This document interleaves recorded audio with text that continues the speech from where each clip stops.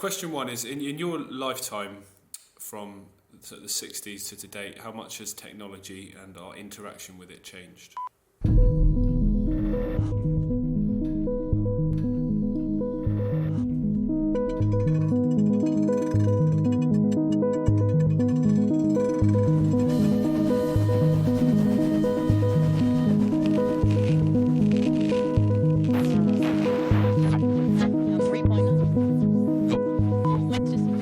We hope you enjoy the show.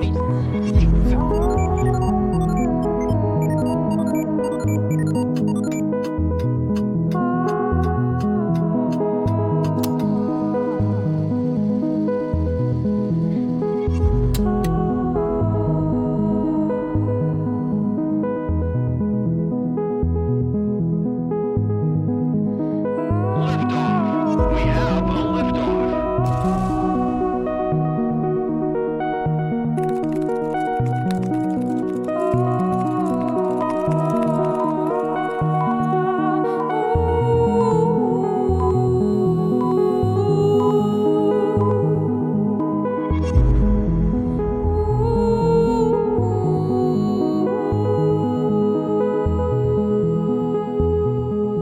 Forget what they tell you you are and awaken to who you really are. Consciousness. No body, no form, just a state of being aware.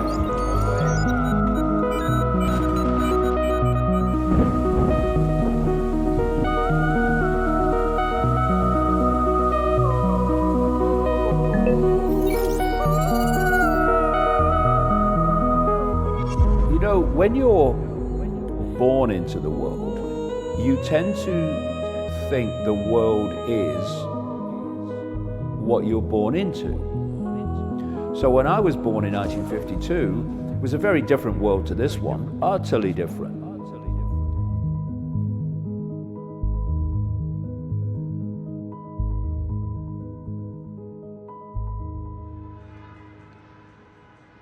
Hello and welcome to tonight's show.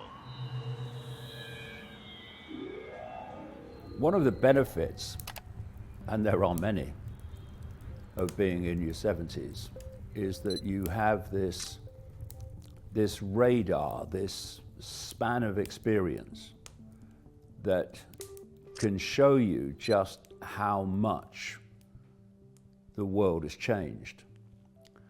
So if you contrast today's young people who are like that, all over the world with these smartphones, with my childhood, you can see how much human society is not changed, it's been absolutely transformed. I was born in 1952, and my childhood was you had to be creative. You would play trains, you would go down the park and play football when you got a bit older. You would talk to your mates. You would play cowboys and Indians. I remember doing that. And you basically made it up as you went along. It wasn't handed to you with a piece of technology. And the world was one in which you walked almost everywhere or went on your bike, because a lot of people in those days didn't have cars. And the whole thing was just dramatically different to what it's become. For instance, not only were there no smartphones, of course, there were no computers. This, what do they call it? Pong, where this early kind of computer game where, you like play a form of tennis. That wasn't there either. There was none of this. You walked through the world through an atmosphere in which the electromagnetic field technologically generated was a tiny fraction of what it is now. And the whole way that you grew up was dramatically different to what we see today. And what's happened is we've been caught, those that have fallen for it, have been caught in a sequence that I call the totalitarian tiptoe. This is when you start at A and you know you're going to Z, but you don't want the public to know that. So what you do is you start to move from A to B to C, not too fast that you will alert too many people to actually where it's going. But then as you get more control and you get more confident and your target population becomes more and more enthralled by technology and addicted to technology, then you can start moving quicker. And so we started off, I remember, my brother Paul, who has been repairing buses on call for some 50 years. When he started his bus repair business, he obviously needed to be accessible. When he was out doing one job, he had to be accessible for another. So he got one of the first mobile phones. It was a frickin' brick. It was that big, heavy, real heavy stuff. And carried that around with him. And then it started. And it became, what we call the dumb phones without the internet. In the early days, there was no internet. And then we hit one of the biggest points in the whole history of human control, the smartphone. I remember being on a train. We're going into Guildford Station. I was coming up from the Isle of Wight to London. And as the train entered Guildford Station, I was on the right-hand side of the carriage just looking out, daydreaming. And I noticed that the first person I saw was on the phone. They were on the other platform waiting for another train to come in. And I saw another one, and then another one, and another one. And of course I'm captivated now. And almost entirety of all the people, there was a lot of them, on this platform waiting for the train were like that. Wi-Fi on. And so this has not only become the everywhere technology, it's also created mass addiction. And you see people who are scrolling on their phones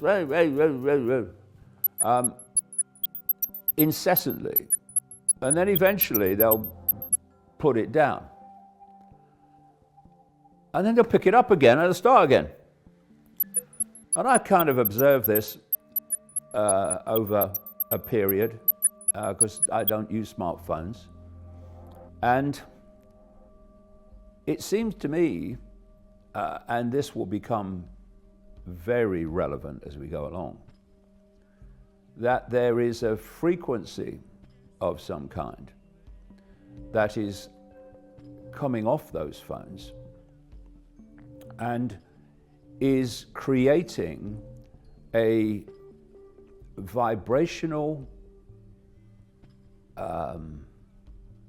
dependency, a vibrational addiction. So, if you are hooked on a drug, a chemical addiction.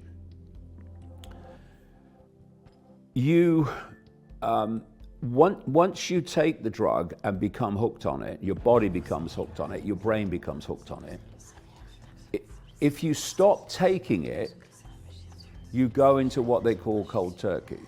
And it can be a very, very challenging psychological and physical experience, to say the least. But, you know, everything in our reality is a frequency. And those frequencies are carrying information. And that information then takes different expressions. For example, if you take a chemical, like a hormone or a chemical, a pharmaceutical chemical, that is a frequency. That's a chemical expression of a frequency. So in the end, you get addicted to the chemical, okay, but you're really addicted to the frequency. And what these smartphones are doing is generating a frequency which is addicting the brain and the body to need it in the same way that an addict needs a drug. And so you're feeding this electronic addiction. While you're doing that, the brain's getting its fix, right? And then you put it down. Now suddenly, the brain's going, what's happened? What's happened? Where's me fix? Where's me fix? And that's when people pick it up and go again. In this mindless way, they don't even really know what they're looking at.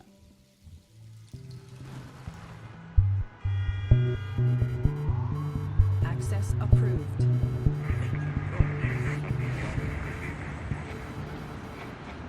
Restarting. This frequency addiction involves also something called entrainment. So, example, if you have 3 violins and you pluck the string to the same note, the same frequency, and then you put another violin in next to them, that might even be on another frequency, or it might be just, you know, the string's not moving.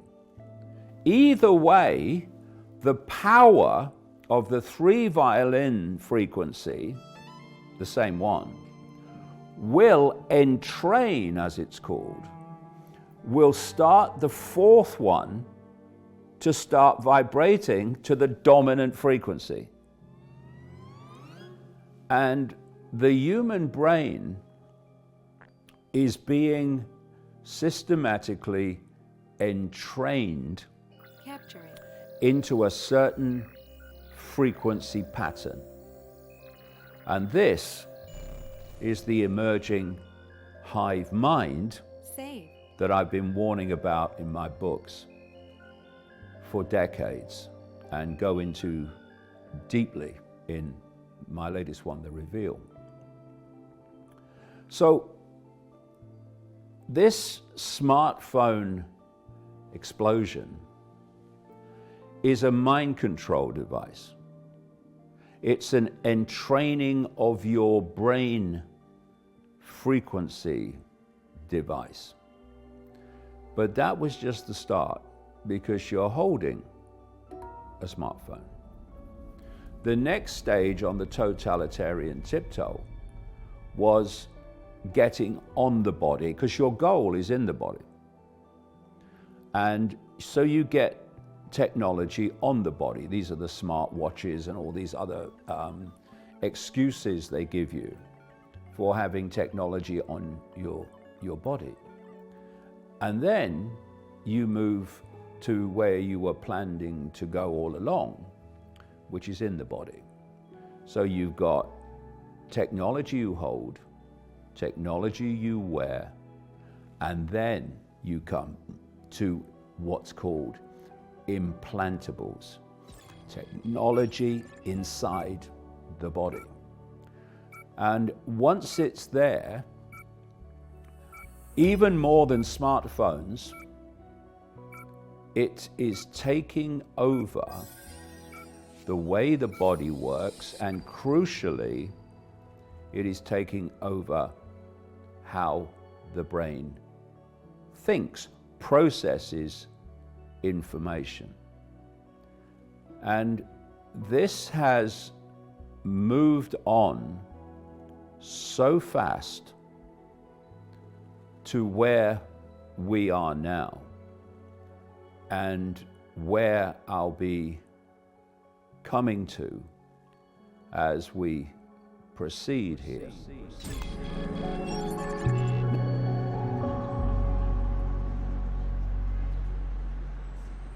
Now, I don't know if you've noticed, but I certainly have, because I've lived a long time, that you had technology. You had a bit of technology, of course you did when I was growing up, not of the kind we have now, or the AI stuff. But then there would be a gap, and then the next bit would come in. And then there'd be a gap, and the next bit would come in. Now, I've mentioned already how the totalitarian tiptoe works. You go from A to B to C, but the further you go and the more addicted the population becomes to your technology, the quicker you can move. Now look around you. Where are the gaps? What we're seeing is technology coming in, advancing on the previous stuff so fast, and there's no point where people who are using this technology for dystopian control are sitting around a table, strumming their fingers, waiting for some geek in a garage in Silicon Valley to invent the next stage. It's coming in faster and faster. Why? How? Because it already exists. I had to laugh. A few years ago, there was a two-part documentary on the BBC about Silicon Valley. It wasn't very good. It was on the BBC. But I do remember one sequence. It was a sequence of garage doors. And in Silicon Valley. And it was saying this piece of technology, which transformed, society in various ways, was discovered or invented behind this garage door. And then they had another garage door, and this technology was behind this garage door. And I had this picture as I was watching this nonsense of people sitting around discussing this, the elite going, hey, too many garage doors, right? They're gonna suss it. We've got to be a bit more creative in how we explain how this stuff got here. Because where is it really coming from? Why is there really no longer any gaps in the breakneck advancement of technology to control us in a way that in known human history has never been seen before, or even close? One of the things you have to do if you really want to know what's going on, as opposed to having a belief system you want to underpin and confirm, is first of all, you have to have an open mind. And that open mind has to be free from preconceived idea and belief that is not to be questioned.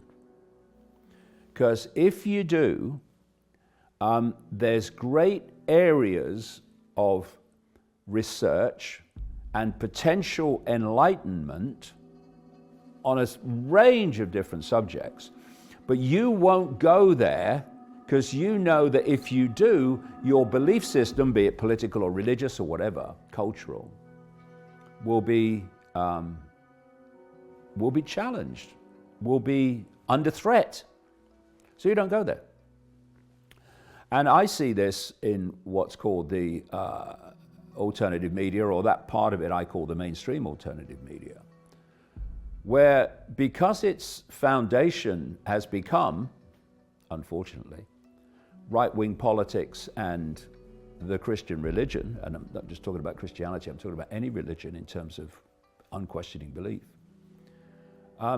it has stopped, or never started, going into these other areas of research and possibility, because the religious belief system, and not just the Christian one, is under question pretty soon after you go there.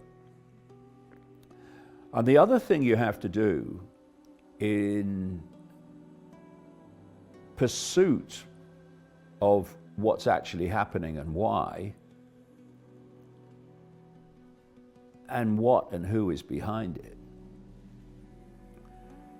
is to research a vast range of subjects, which on the face of it don't appear to connect, but are fundamentally connected once you see how all the pieces fit. And crucial to understanding this reality and the technological nature of what's going on and where it comes from is to research the nature of reality itself.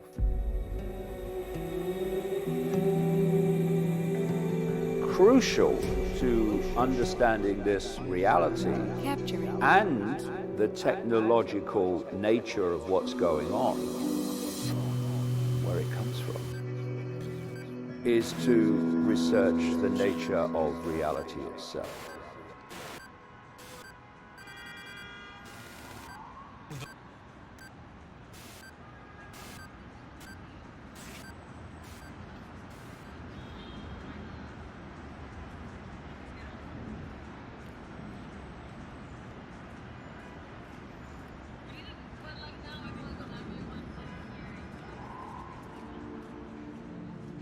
The first foundation point to understand about reality is how little of it we can actually see. And this is something that every child should be told at the earliest point that they can grasp the significance of it. That when you look through your eyes, you cannot see everything in the space that you're looking at. In fact, you can only see a tiny smear of it called visible light. Everything you're looking at now, everything I'm looking around at now, is within a tiny, tiny band of frequency called visible light. And according to mainstream science, the electromagnetic spectrum, which is basically the experienced human reality, is 0.005% of what exists in the universe in terms of energy in all its forms. And that's just one universe. And visible light, the only band of frequency that we can see, is a fraction of the 0.005%. Some people in science say that the electromagnetic spectrum is as high as 0.5%. Doesn't matter, it's tiny. Now, what does this mean? It means that we cannot see almost the entirety of infinite existence. And yet, we've got academics and scientists and technologists and all these people who make definitive statements about what is and what isn't on the basis of being able to see a smear of infinite reality. I think there could be possibly more to know, and that's another crucial aspect of genuine open-minded research. You know that whatever you think you know, at whatever point you are at where you think you know it, there's always more to know. So the question is not, okay, I've got it now. Well, you haven't if you think you have, on the basis of what I've just described alone. This is how I see it at the moment, but what don't I know? And when you get there, what don't I know? And it pushes you on and it pushes you on. And that's what pushes you into all this vast spectrum of subjects that need to be researched to see how the pieces fit. So, first of all, we can only see a fraction of what actually exists in the space that we're experiencing. So the entirety of infinity exists in the space that I'm sitting in now. But it's broken up into bands of frequency, well, at least on some levels it is. And therefore, just like the old analog radio television systems, you've got different channels, different radio stations that are actually sharing the same space, but they're on different wavelengths. Thus, unless their wavelengths are really close, that's when you get the old radio interference, then none of these wavelengths, stations, TV stations, are aware of each other. So, what is happening when you've got the zapper in your hand and you're watching the telly? You're on a channel, say, CNN, if you must, and then you press the zapper, and it flicks to another channel. And the channel you've just left, CNN, has not disappeared. It's just that your technology has moved to another channel. And therefore you now see that one. And so interpenetrating this human reality that we perceive as matter are all the other wavelengths, dimensions, realities of infinite existence. But as I say, they don't interfere with us, at least not visually and perceptually, unless they're close on the dial. And the one that's closest to this one, indeed on which this one is founded, human reality, is a dimension which is known as the astral dimension. Some people call it the fourth dimension if you take this human reality to be the third dimension. It's just words to express the difference between them. So where this astral dimension gets closest in its frequency to this one, the human realm, there can be interference, there can be manipulation.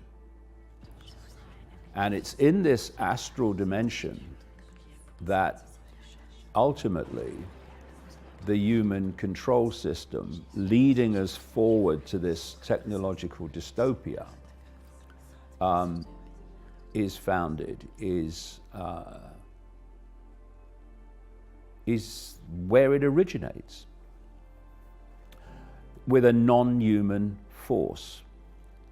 And you know, we think, well, you know, non-human, that's a bit strange. You think he's going to believe in little green men next? Well, there probably are little green men out there somewhere, because we are dealing with a tiny band of frequency, which is the human visual realm, and infinity. And when you see within this visible light realm the staggering diversity of form, even human form, and you look at the animal kingdom, you look at the insect kingdom, look at the diversity of form, and that's within this tiny band of frequency. What the heck must it be like outside of that? So this whole idea of, oh no, little green, oh do please leave off, mate. Give it a rest. Do yourself a favor. Open your mind.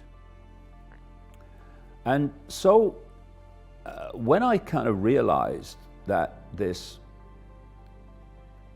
astral dimension is where this control system's coming from, and that network I call the global cult within this human reality is actually imposing the will upon humanity, this dystopia, this technological dystopia, on behalf of this force, this astral force. I obviously became very interested in what was going on in this astral dimension. And I started to read and watch, many, many years ago now, endless accounts of what are called near-death experiences, whereby the body dies, and we'll come more to that as we go along as well, what that really is. And the consciousness that's been experiencing through the body and calling itself human, perceiving itself as human, finds itself in another dimension of reality. It finds itself in the astral. And so these descriptions by near-death experiences, and there are millions of them now, Capturing. and they go way back. You can read near-death experience accounts from the ancients, never mind now. They have incredible common themes. And in relation to this technological revolution, I'll just concentrate on these. First of all, it's pretty clear that this astral dimension is actually a form of physicality. Yes, it's nothing like as dense as this one, the human world of atomic matter, which, by the way, the realm of atomic matter is a tiny, tiny, tiny band of frequency. And I'll tell you how tiny it is. I'm looking around, I'm seeing a camera, I'm seeing lights, I'm seeing a roof, a table. And in between those atomic matter forms, I'm seeing what appears to my reality to be empty space. So there is no empty space, so what's the empty space? You know what the empty space is? It's the astral dimension. And it's made up of something called plasma. Now, plasma, it's called the fourth state of matter. It should be called the first state of matter, and I'll tell you why. According to mainstream science again, 99%, some say 99.99% of the visible universe is not atomic matter at all. It's plasma. And plasma is the astral dimension. What we're seeing in this empty space is actually the astral. And we have these so-called paranormal experiences where people see ghosts or paranormal phenomena. Well, these are astral phenomena, and it's happening in this, quote, empty space that we perceive to be empty space, but isn't. And so the astral is a form of matter, at least the lower levels of it are, in terms of frequency. And of course, it's not as dense as this, but it's still a form of matter. And so people in the near-death experience state, they speak of seeing buildings and what we would perceive to be physical objects, not the same density again, but physical objects. And the other thing that I've found is from reading the accounts of those who say they have a memory of the incarnation process where they come from the astral in the form of what people call soul. It's just another energetic state into what's called a human incarnation. And again, the common themes between them are very compelling. One of them is just how unbelievably dense this human world is. And, well, people might think that on many levels, but, I mean, Bill Gates, I rest my case. But dense energetically, to the point where they talk about lowering their frequency to come into this world, and it gets lower and lower and lower, and then lower and lower and lower, as one said. And it's almost indescribably challenging to enter this dense matter world that we call human. So first of all, we should be kind to ourselves, because we're in a seriously challenging situation here. No wonder the world is as it is. But the other thing that they talk about is how the incarnation process is technological. And I describe it in my books like The Reveal, how they describe this technological process, even having a form of technology in the astral, like a simulator, which simulates going into the density of the human world before they come in, to get them used to it. Capturing. And where I'm going with this, in a program about the technological world that we are now seeing unfold, is because it's coming out of the astral dimension. This is why there is no gap anymore between the constant advancement to more and more dystopian potential of AI and technology. And it's coming in, not least, through the underground bases and the secret projects. And so there is this, if you like, technological transfer of knowledge, of potential, from this astral dimension and this non-human force into the underground bases. And you know, I look back at my life, and you know, so many things have happened. So much information has come to me over 35 years. And I remember in the 1990s when I was traveling around America, talking to nobody at the time, how I met whistleblowers and people like that in the military, industrial, intelligence complex, who were describing to me, and there was a lot of interest in this at the time in the alternative community, they were describing to me how these underground bases work. And they're all over America. They're all over the world. You've got Pine Gap in Australia, for instance, an American base.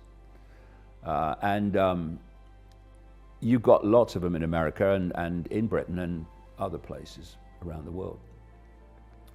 And they're broken up into serious compartments, a bit like a secret society, really. You know, secret societies, it's all compartmentalized, and you have to be invited to the next level by the next level before you can be allowed to know what the next level knows. You know how it goes. It's all compartmentalization. So are these bases. So you go in, and at the upper levels of these underground bases, then you won't have a clue what's going on down there. But the lower you go, and some of these go so deep, you enter those levels where this technological transfer of knowledge goes on. And it's been described to me by people who've experienced some of these levels that they are so completely obsessed that you only leave with what you came in with, that they weigh you in and they weigh you out. And if you weigh any more on the way out, they want to know why. And so you've got this technology that's operating not even in the shadows, you know, much deeper than that, literally deep. But now you need cover stories to get that technology into the public arena in a way that people won't suspect where it's really coming from. And that's where people like Bill Gates, the Brin and Page at Google that owns YouTube, Mark Zuckerberg, all these people, that's where they come in. So you get the cover story that I've already mentioned that was in the BBC documentary of behind this garage door, this was, oh yeah, all right. These are the cover stories. And those that are fronting up the cover stories can become incredibly rich for doing so. But they're still gophers. And the story explains how something came into the public arena that advanced the technology of human dystopian control. But that's all it is, it's a cover story. It's coming out of the underground bases. And so where is this plan to go? Where is it unfolding as we speak? It is planned for the human collective mind to become a technologically controlled, AI controlled hive mind.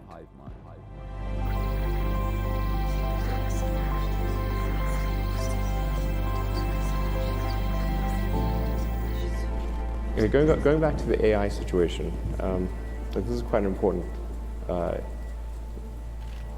debate. Like if you assume any rate of advancement in AI, we will be left behind by a lot. Effectively, merging in a symbiotic way with digital intelligence revolves around eliminating the I/O constraint. So it'd be some sort of direct cortical interface. And you called it a neural lace? Neural lace, yeah.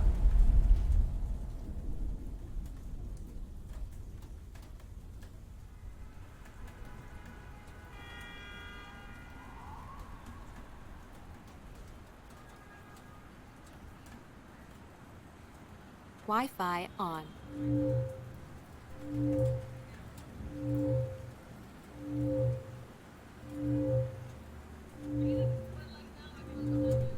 There's an old saying in the military industrial intelligence complex.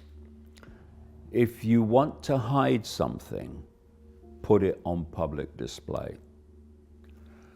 Because if you can make something familiar to people, first of all, they won't question it because, well, if it was secret, they wouldn't put it on public display, would they?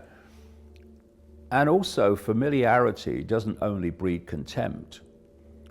It breeds a approach of unquestioning acceptance. So, for instance, it's accepted that when kids get to about 3 or 4 years of age, they go to school. Well, everyone knows that, mate. That's what they do. Yeah. Why? Why do they go to school? What is being taught to them? What is actually the process of what we call education? None of these things are overwhelmingly ever asked. Education is programming. It's perceptual programming. That's what it is. That's why people like the Rockefellers were so fundamental in the creation of education in America, because it's a programming operation. But because familiarity breeds an unquestioning attitude, people don't ask these questions. Well, no, kids go to school, everyone knows that, that's the way it is. It's the normal. And so we have a mass programming, perceptual programming operation all around us, in every community, all over the world. And yet, well, yeah, the kids go to school, that's what they do. So there you have mass human programming on public display. And the same is true of this technological totalitarian tiptoe to the hive human mind, which is planned ultimately to be controlled in terms of its thoughts, perceptions, emotional reactions and behavior from a central point, which is possible once you attach every mind, every brain to the same control system. So, it's on public display. Well, where is it then? Well, I've described the process of smartphone hold to smartwatch wear to implantable inside the body. These are all part of it. But it's going on around us in ways that, unless you do connect the dots, you can't see literally the connections that show you the picture. We'll start with Elon Musk, if we must. So I've been tracking and watching Elon Musk for years and years before he bought Twitter X.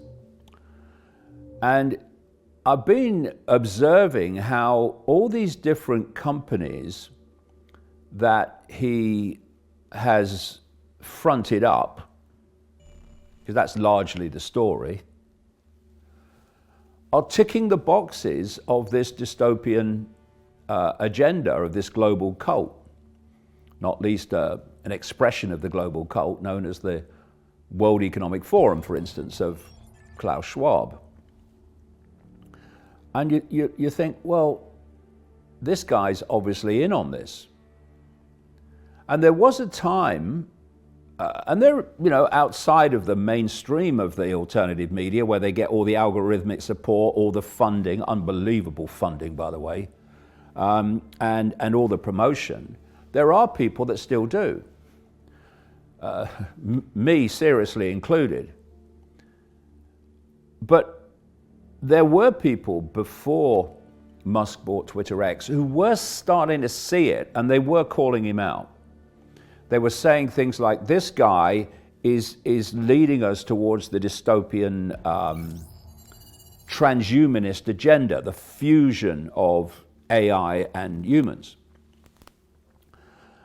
But once he bought Twitter X and let a few people back, shadow banned all the ones that he didn't want to have their information circulating to vast audiences, the so-called Twitter X free speech, not free reach, and how that which is lawful but awful, in the words of Linda Yaccarino, the CEO of Twitter X and stalwart of the World Economic Forum of Klaus Schwab,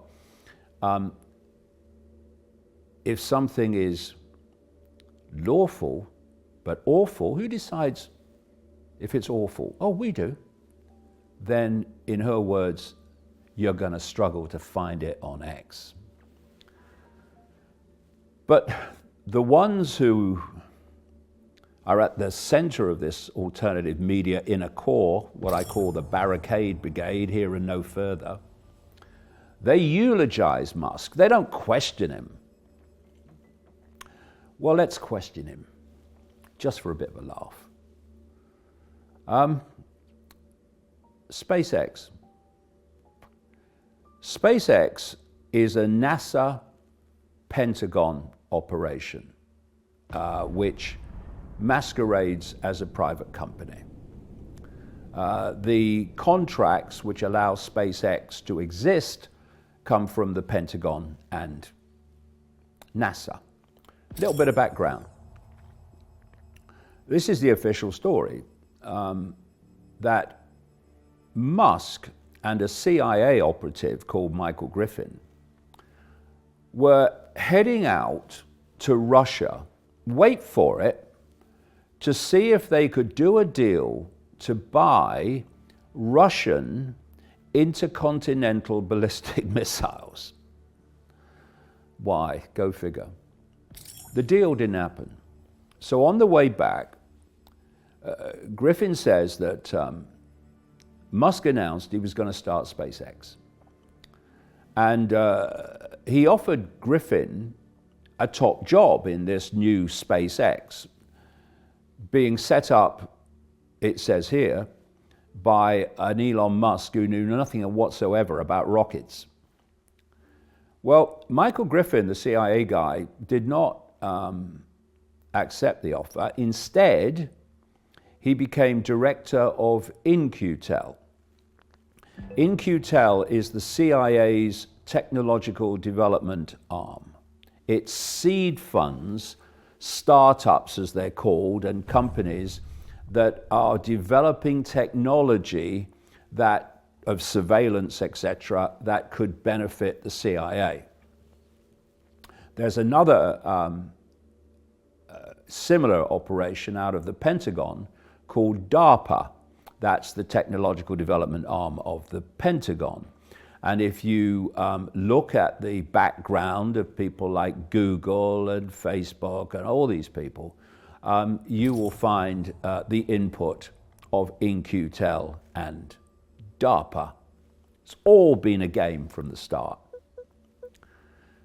So instead of taking the job with SpaceX and his mate Musk, Michael Griffin became director of In-Q-Tel and then moved to become the head of NASA.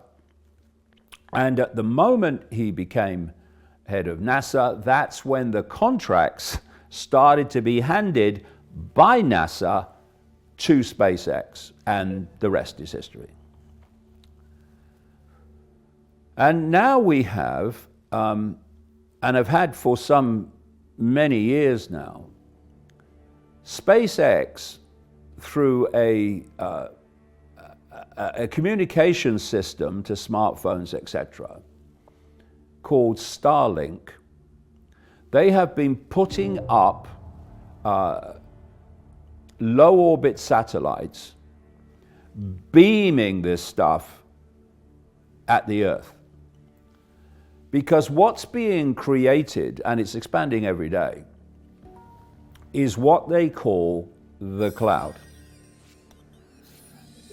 The Google futurist executive called Ray Kurzweil said some years ago now that by 2030, which is a key year for these people, that AI would be connected to the human brain. And once that connection was made, AI would do more and more of human thinking until human thinking as we now know it is basically negligible. I can't communicate wirelessly with the cloud today. I do that through my devices, so I have to take the device out and use my fingers, my eyes.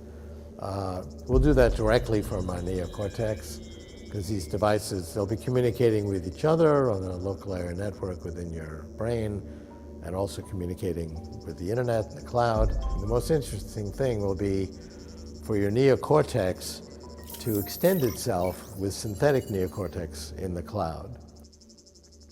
And he talked, as he was describing this, how humans were going to be connected to the cloud. That was the connection. The hive mind. So Elon Musk has already put thousands and thousands of low orbit satellites around the Earth, beaming this stuff at the Earth. And he's being given permission by the Federal Communications Commission in America, government agency, permission for tens of thousands more.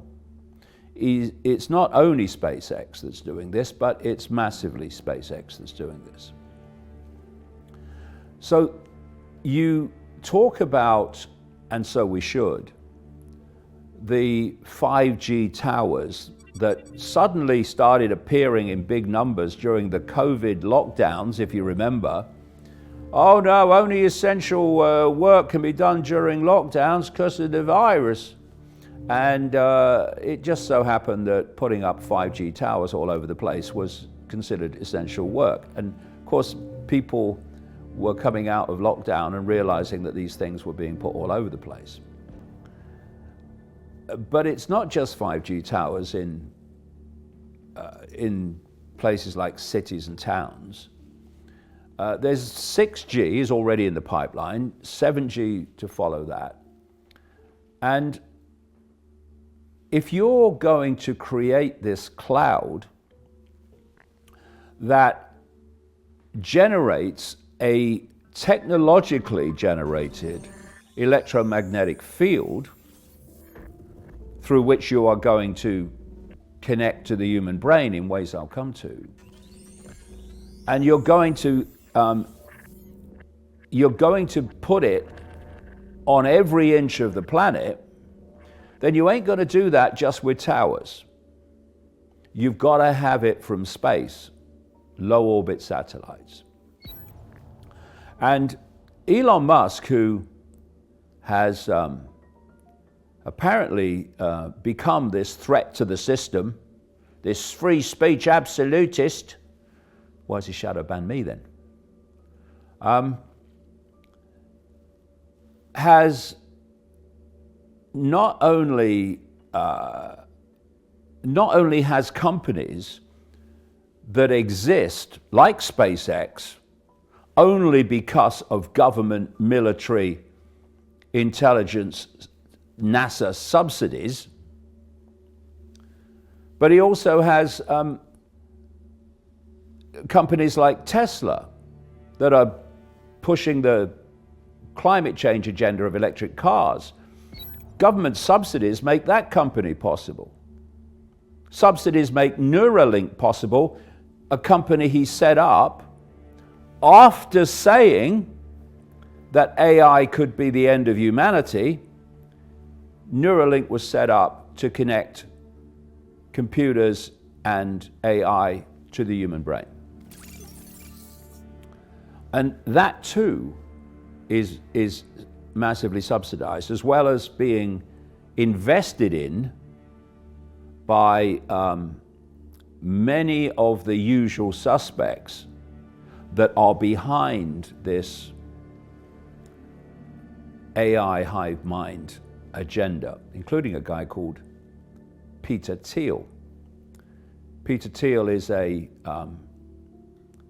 co-founder of a company called Palantir, which produces surveillance technology and other technology for the CIA, for the Pentagon, and for intelligence further afield. He is also a steering committee member of the Bilderberg Group, which has been working since 1954, when it was launched at the Bilderberg Hotel in Oosterbeek, Holland, to advance this very agenda I'm talking about, the so-called globalist agenda based on a world government dictatorship. His fellow co-founder of Palantir, a guy called Alex Karp, is also a steering committee member of the Bilderberg Group. And Peter Thiel was the first private investor in Facebook, and he was a creator of PayPal and became part of what's known as the PayPal Mafia, which includes Musk.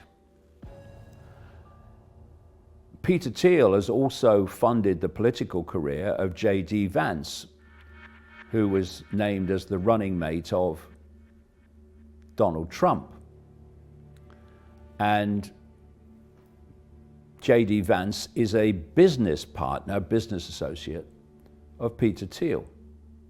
Another Trump acolyte and sycophant called Vivek Ramaswamy is a business associate of Peter Thiel. And so you've got this gathering group that is pushing this agenda for AI. And where is the mainstream of the alternative media exposing this? Nowhere. Instead, they're eulogizing their free speech hero, Elon Musk, who is fundamental to this dystopian agenda via the hive mind. So on one side then, you've got this cloud, this electromagnetic, technologically generated cloud, which is expanding all the time until eventually it covers every inch of the planet. Now, on that level alone, you can fire frequencies through the cloud, through the electromagnetic medium, and by the way, plasma is an almost perfect medium for electricity and electromagnetism. You can do that, and you can affect, through entrainment and frequency manipulation, you can affect the way people think. Okay. But wouldn't it be better if you had a distinct receiver inside the body that could not just pick up these frequencies, but amplify them? So their impact on the body, their impact on the mind, their impact on perception in the hive mind was far, far greater than it would otherwise be. So how are they going to do that? Ladies and gentlemen, I give you the COVID fake vaccine.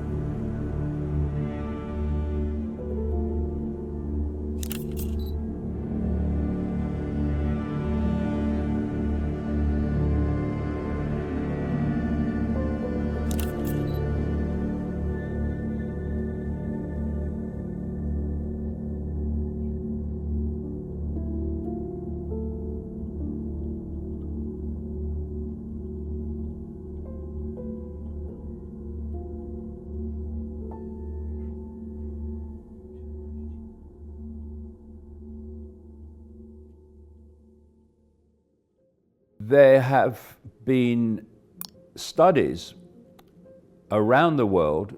I've seen many of them. I'm in contact with some of them, people involved, who have identified under very powerful microscopes nanotechnology that is in the body of the fake vaccinated, and not only them either, because some of the contents, which I'll come to, is being fed to us in other ways. They've identified this self-replicating nanotechnology, which is building systems in the body. Now, it's doing it in a way that has convinced some of these researchers who have done this work that this nanotechnology has some form of consciousness. It has some form of intelligence. And one of the key, if not the key ingredient in these vials is something called graphene or graphene oxide.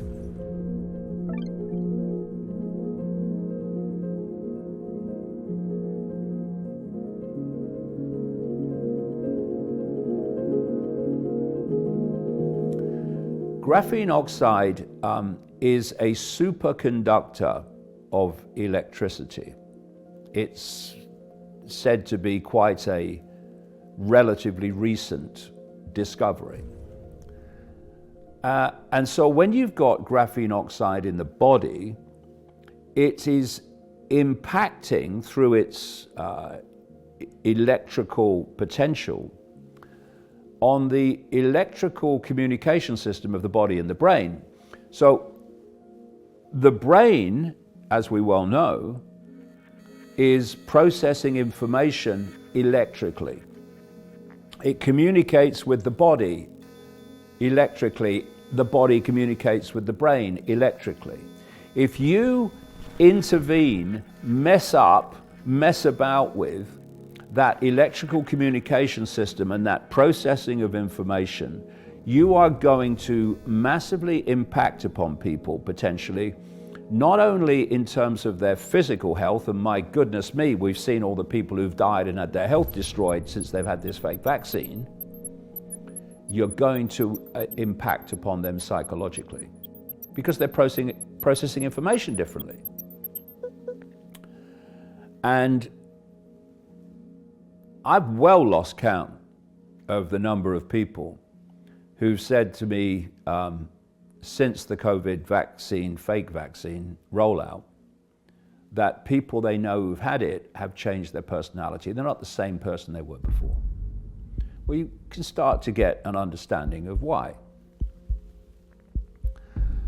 And what else does graphene do? It is an amplifier of electromagnetic fields in the body. So if you have graphene in your body and you come into contact with an electromagnetic field, and my goodness me, they're all around us. And what is the cloud? It's a technologically generated electromagnetic global field. If you come into contact with electromagnetic field, you've got graphene in the body, graphene will amplify the effect of that electromagnetic field on the body. So here you have now this connection between the ever-expanding electromagnetic cloud and the receiving of that information directed through the cloud by the body-brain.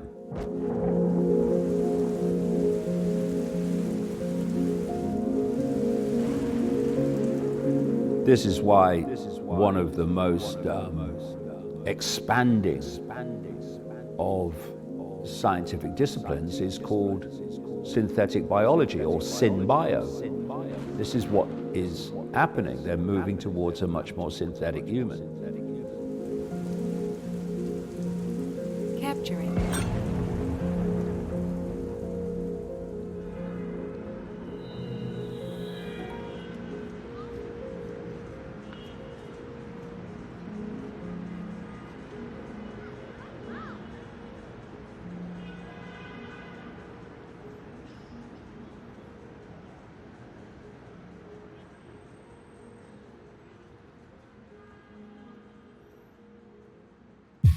So what happens to entities as they evolve? First through biological evolution, and I've said that technological evolution is just a continuation of biological evolution. It actually is a very smooth transition in terms of the acceleration of paradigm shift rates. Well, they become more intelligent. We became more capable of higher level emotions, so we became more loving, we became more creative, we became more beautiful. And so we're actually moving exponentially to have greater levels of the very properties we ascribe to God without limit. Now, we never become literally infinite, but we're moving exponentially in that direction, so we become more godlike. And then we ask a question: what is AI? That's a question I don't hear asked almost never. What is AI? The idea is that every aspect of your life will be controlled by artificial intelligence. Look around now. Look around and see how much artificial intelligence is dictating your reality and what you can and cannot do. AI knows more about humans and what makes them tick. And if you press button A, what reaction you'll get, than humans ever do. And it's all unfolding in plain sight before our eyes. But so few people can see it. But there's another level of AI, and that's the one they want to connect the hive mind to, and that is this very non-human force operating in the lower levels of the astral dimension. Now, we never become literally infinite, but we're moving exponentially in that direction, so we become more godlike. Look at the kids today. Look at them. Look at your kids. Look at your grandkids. What kind of world are they going to live in, given where we are already? Given where we are already? Given where we are already? Given where we are already? Given where we are already? We have to decide, while we still can, just if we're going to continue down this road, or whether en masse we're going to refuse to accept it and refuse to cooperate with it. Because this is now moving so quickly, because the totalitarian tiptoe has become the totalitarian sprint. Right, we are at the verge of AI. OpenAI, Altman has said now that he thinks 2025 will be the year that AI becomes sentient, whatever that means. Whatever that means.